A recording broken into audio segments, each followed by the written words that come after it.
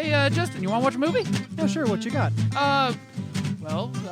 What do you think about, No, I saw it last week. Oh, what about, Not again. Oh.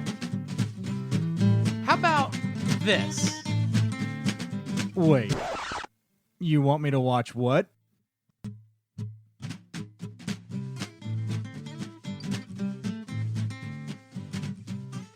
So, what did you think of The Sting? It was a little slow, A little slow. but not bad. I'll take not bad. I'm going to take not bad. All right. So for those of you who are joining us for the first time, we're glad you're here. Hi. For those of you joining us for the many times that we've done this, we're glad you're here. Hi. And we really mean that. We're not like one of those, comedians or actors that say, hey, it's really glad to see you. In checks notes. Cleveland. When we say it, we're sincere when we say, hey, we're really glad to see you. Because we don't get out much. Well, there is some truth to that. Well, if you've joined us before, you know what this is all about. And if you have not, this is You Want Me to Watch What? A podcast where Justin and I, who have seen thousands of movies between the two of us, challenge each other, recommend to each other, in other ways say, hey, you should watch this movie. You haven't seen it yet. Yes. And then we talk about it. Well, one of us usually does the bulk of the talking, and the other one chimes in with thoughts and opinions. I like your shirt. Thank you. That is my thought and opinion for the day. In this case, we are talking about the 1973 movie, The Sting. So, in a time when The Exorcist is also in theaters, those who want something a little less devilish went to see this American caper film. I hadn't put that together in my head. It is a movie that deals with two professional grifters, Paul Newman and Robert Redford in this case, who are conning a mob boss, played by Robert Shaw. So the film, directed by George Roy Hill, who directed them previously in Butch Cassidy and the Sundance Kid. Oh, yeah. Okay. Fun fact, they swapped who had the mustache in this movie. Fair. But the movie follows basically Redford's character, Johnny Hooker, who is a grifter who accidentally, with his partner Luther, played by James Earl Jones's dad, accidentally grifts a numbers runner for a local mob boss. And it's enough that the partner, that Luther, he wants to retire. Mm-hmm. I'm going to go down south. I'm going to have a boring, mostly legal life. Yep. Unfortunately, when you steal $11,000 in 1936 monies from a gangster, he doesn't let that go. No. And so after the corrupt police officer confronts Hooker and says, I want $2,000, whatever your cut was, and is given some counterfeit bills, Hooker races to the phone, tries to call Luther to no avail, and gets there to find that Luther has been killed. Yeah. Hooker's not terribly bright and not terribly good with money. He had already basically toasted through every single bit of his cut. In about 12 hours or less.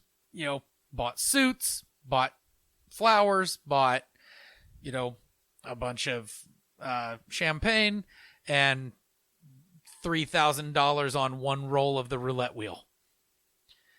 That was quite obviously crooked. Yes. So when Hooker realizes that he's on the hook and that this mob boss is coming after him, he runs. Mm-hmm. He runs to find a guy named Henry Gondorf, played by Paul Newman, who was a once great con man who's in hiding from the FBI. He got caught, almost got caught, and decided that retirement and mostly poverty was better than the slammer. Yeah. The hooskow, the pokey. What other? I used all the good ones, didn't I? Did you say slammer? I did. Okay, That's then how yeah, I started. yeah. All right. Hooker is able to being sent up the river. The good one. Hey. Yeah. Hooker is able to convince Gondorf, I want to con this guy and I want to take him for everything because I don't know enough about killing to kill him. but he killed Luther. Luther was a well-known grifter and a well-liked grifter. Yes. And so for this to happen, and Gondorf eventually agrees and starts assembling a team, and they decide they're going to use an obsolete con called the Wire. Basically, betting on horses after the horse race has ended. Yeah. But the Mark doesn't know that the horse race has ended. Yes. In order to hook the con man, and I loved this whole scene, and this, I hear what you're saying about the tempo of things, because this scene just kind of I'm not going to say drags. This scene takes its time in a very methodical way to make Gondorf look like an idiot. Yes. The character that he's playing look like an idiot. And well after it's established that everyone thinks he's an idiot. Yes. But he basically challenges the mob boss to a game of poker and out cheats him for like $15,000 in $1936. Yeah. About $65,000 in today's money. Hooker acts as a disgruntled employee, and the mob boss, he's after Hooker, but he doesn't know what he looks like. Yeah. So this whole time that Robert Redford's in the presence of Quint from Jaws, he's right next to the guy who wants him dead. Yes. Anyway, they hook him, and they hook him on being able to out-cheat Gondorf. Yeah. And they're going to do it using that wire con, and they're going to do it for $500,000. Effectively, yeah. A huge, ridiculous amount of money.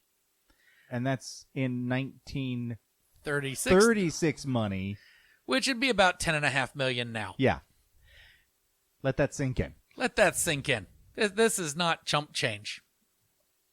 So, Gondorf starts assembling a team of con men.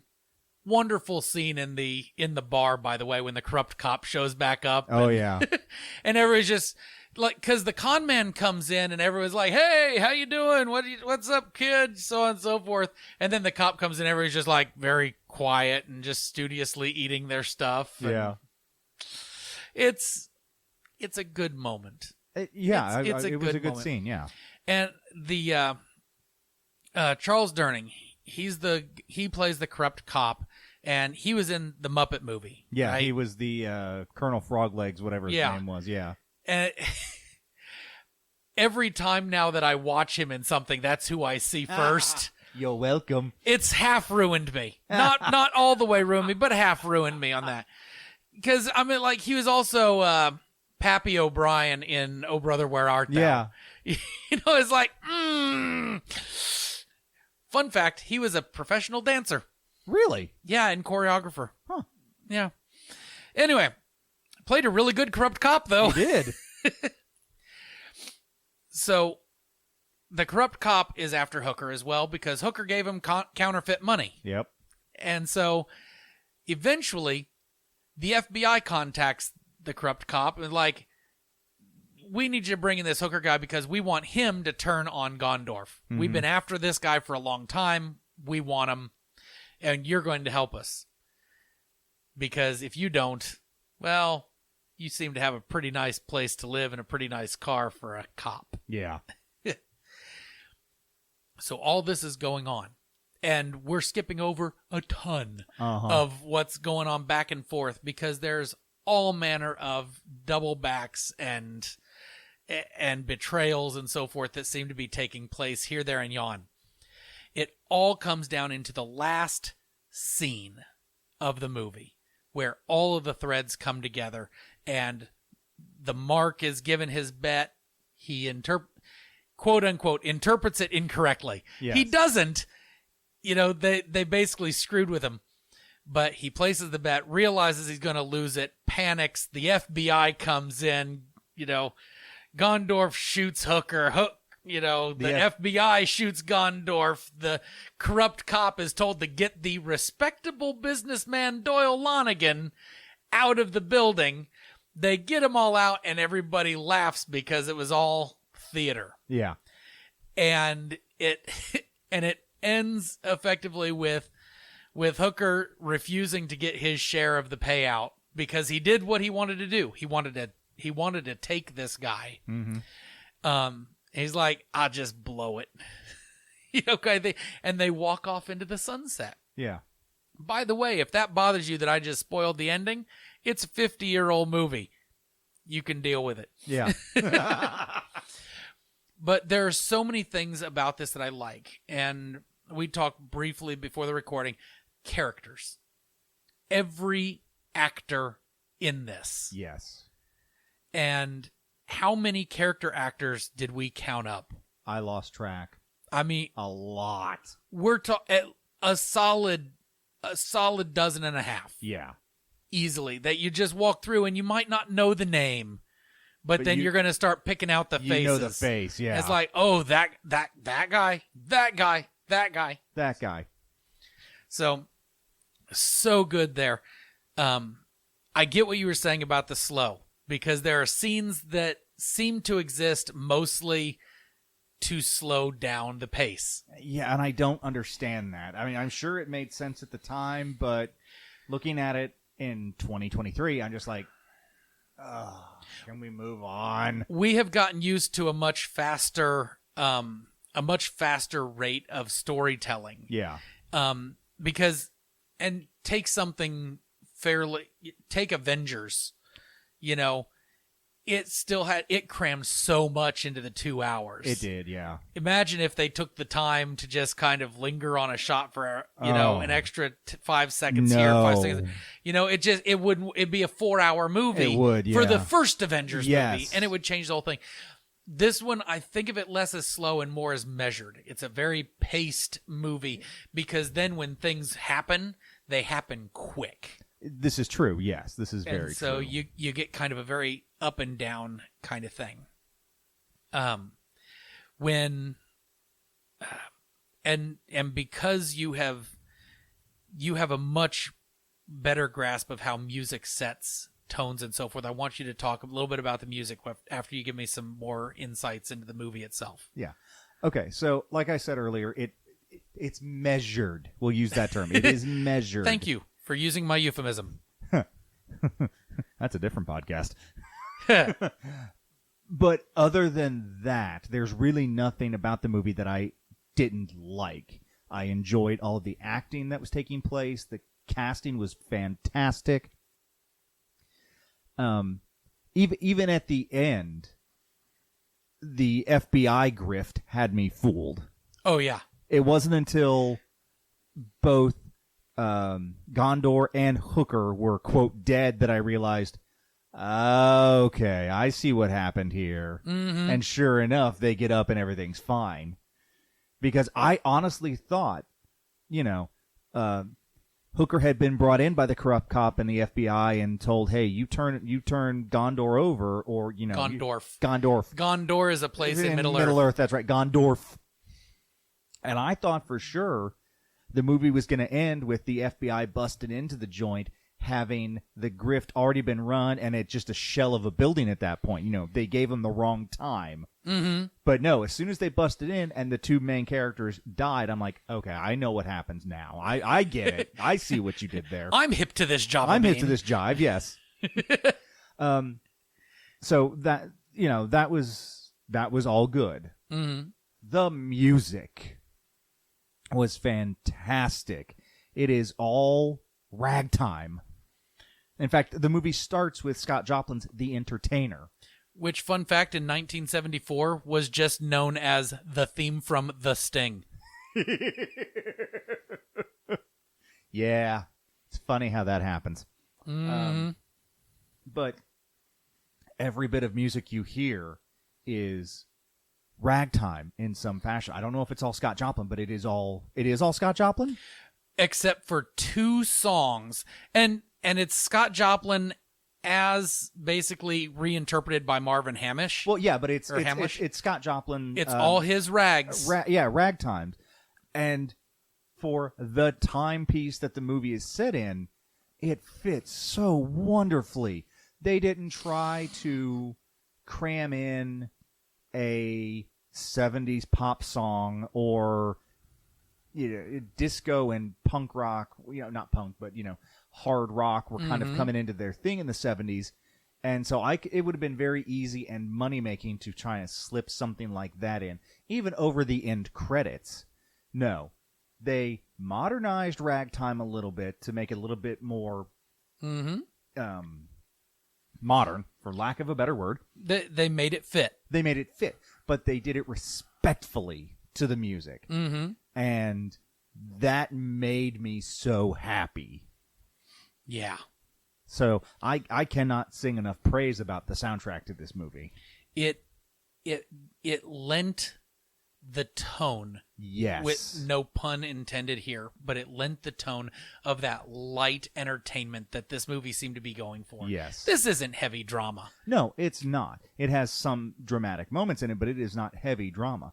I will say I am more likely to listen to the soundtrack than on a whim than to watch this movie again on a whim. But that is not saying that this is not a good movie. And so I think that's where we kind of end this, is like, this is a definite see it from me. This is one of those early films of my life. I watched it before I understood what I was watching, and I still enjoyed what I saw. And it was one of those where, films about old-timey things can be good. Yeah. From a film historical aspect, see it. Absolutely. If you love film and theater and all that stuff, absolutely see it. If you want to see young Robert Redford and a young-ish Paul Newman play off of each other, see it. Absolutely. Just go in understanding that it is going to feel like it's dragging a little bit because it's measured.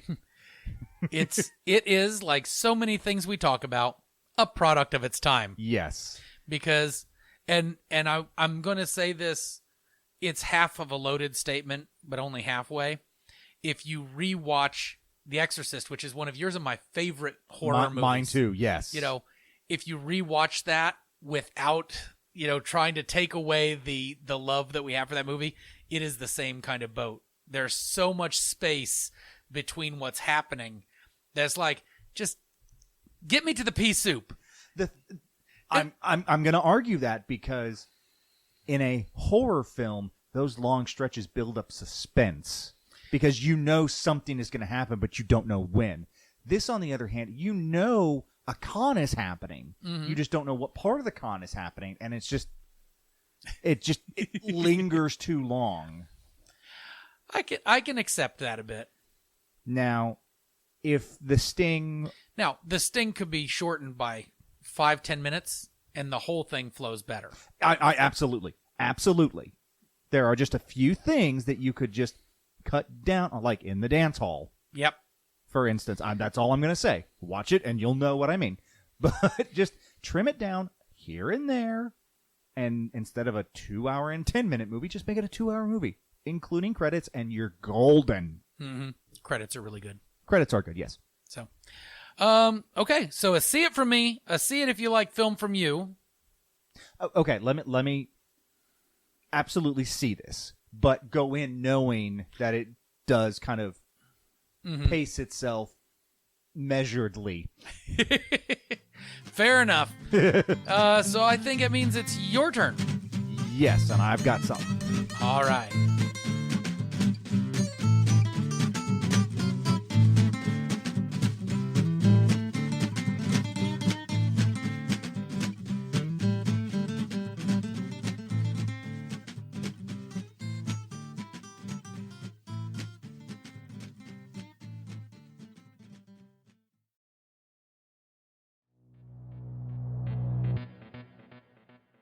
Hello, meat popsicles? Why don't you grab your multipass, a drink, and come sit with us? Let's pick each other's brain. We want you to be part of our intimate conversation about science fiction topics. Let's do this. Join us, and let's talk about science fiction topics in books, movies, TV shows, and games. At Science Fiction Remnant, you are invited to listen in. Listen now on Apple Podcasts, Spotify, Audible, or wherever you listen to podcasts. And don't forget your multipass.